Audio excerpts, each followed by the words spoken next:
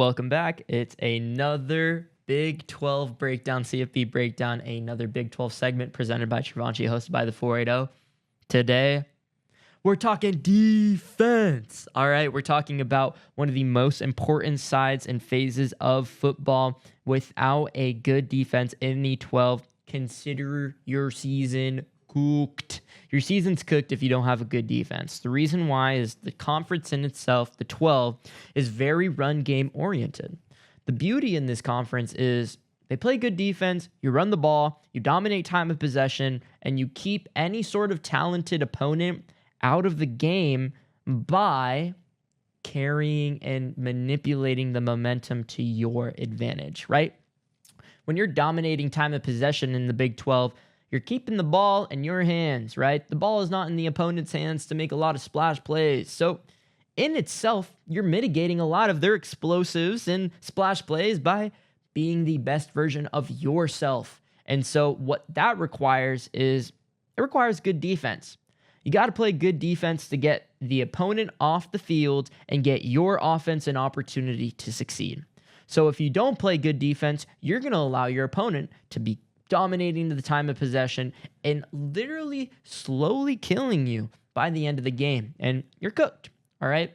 So that's the beauty in it. Some of these teams that prioritize finesse offense and try to be so air raid and so finesse oriented, they end up not playing multi-dimensional football, and then there's no complement to that high-scoring offense, and then you have a lesser quality defense that is allowing the opponent to respond and match that air raid, and that puts you at a lot of risk of making turnovers, losing close games, one-score games, and more importantly, having no momentum in your game.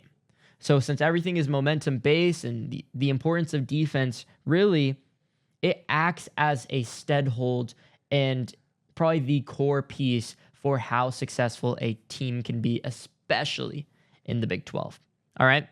Fifth best defense in the 12. Give me the Houston Cougars. I really like what Houston's doing on defense. Last year, they put some good product on film, and it's going to translate this year. And they had some departures, but they had some additions, and I solely love the buy-in in this defense. Houston will continuously be a good defense in the Big 12 for as long as I can remember for the next consecutive years, right? That's the product they've shown me in the last few years. That's the product they're showing me this year as well, okay? When you're going up at quarterback 3 in Colorado, you're supposed to make him look like the quarterback 3, and that's exactly what they did. I think it was Ryan Stubb. They made Ryan Stubb look like the quarterback 3 he is. Houston's defense did a really good job, looked confident, not only in their win against Rice, but now against their win against Colorado. I've seen a consistent image of this defense, and it gives me that imposition that this is a top 5 defense in the conference. All right? Give me the Cougars. Represents H-Town. Next. We have the Red Raiders. You'd be paying big bucks. I see you, Cody Campbell.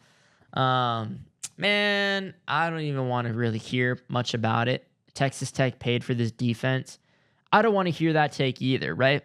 What Coach McGuire has done has built this identity solely around playing good defense, having the trenches built up. We actually have some veteran presence on this defense. They have their returning middle linebacker, who's probably the most popular middle linebacker in the game right now, Jacob Rodriguez, because of his mustache. This guy in itself being retained on this defense just conveys to me that green dot communication, everything is set. This defense is structured. It's almost like they're built to stop rhythm. They are built to mitigate explosives. So I can't wait to see how this Tech defense expands. They kept Devin Dampier a shell of himself, but now some things are floating around that Devin Dampier was injured a bit. So then that minimizes the capabilities of his, explosive, eccentric running offense. We didn't see that on Saturday. That may contribute to why they lost. Again, though, this is a very objective podcast. We're not in the industry of excuse making, all right? Tech played great defense. They looked very whole, and I can't wait to see how they respond to some tougher opponents.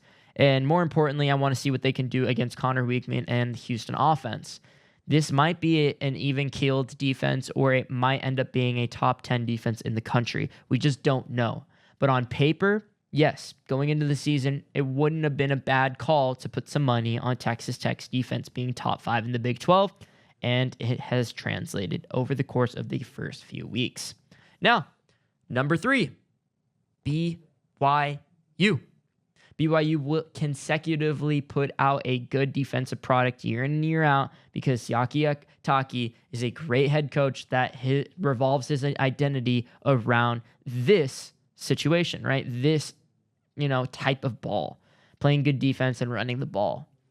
So my whole thing is BYU continues to put out good product. Anytime they're going up against a good runner, they're usually mitigating that guy the same way the number 1 team does. But really, yeah, like those are like the things that I go out and look for, right? Like, how are you mitigating the opponent's star players, and how are you creating a game plan that brings or provides adversity for the opponent, right? How are you making them uncomfortable? And so I see that executed every week with BYU. They always make their opponents uncomfortable. It is really just, it's just like, what will you do against the best of the best? What will you do in the big game? And BYU probably needs that for themselves, right? Like, their self-validation last year was our ASU game because they looked so dominant. Even the national media was thinking this team was a top 10 team.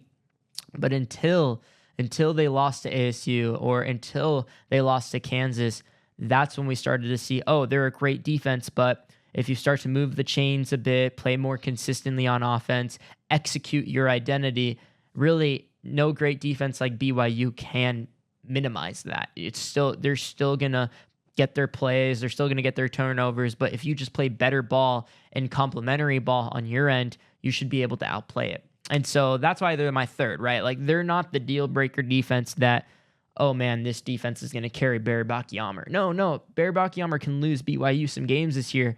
And that alludes to how important it is for complementary football to be executed. But defense is only one side or one phase out of the 3 phases of ball. So you got to play as a whole. So give me BYU for 3. Now number 2. This one is really funny. Give me UCF at number 2.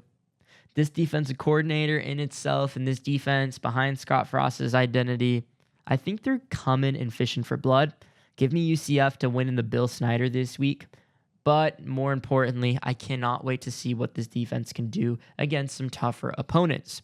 Thank God ASU doesn't play UCF or BYU because that would be worrisome. These are some good defenses. They can manipulate a game a bit, keeping the offense, stagnant, playing their good game plan, executing it well, having their skilled players add some pop on film. And that's really what it is, right? Like, how are you attacking the ball? How are you looking aggressive on tape? How can a scout watch your tape and say, yeah, that pops off the screen? So I like UCF's defense, and I think this is going to change throughout the year. There's no way this stays, there's no way this stays stagnant. This is going to be a remedial list.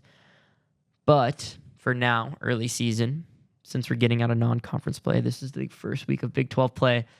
Give me these top 4 teams. And now number 1, Sun Devils. No bias at all, okay? This team single-handedly shut down the most explosive offense in Baylor, shut down their skilled players. There was mismatches all over for Baylor's offense to expose us, and this defense came out on the better end.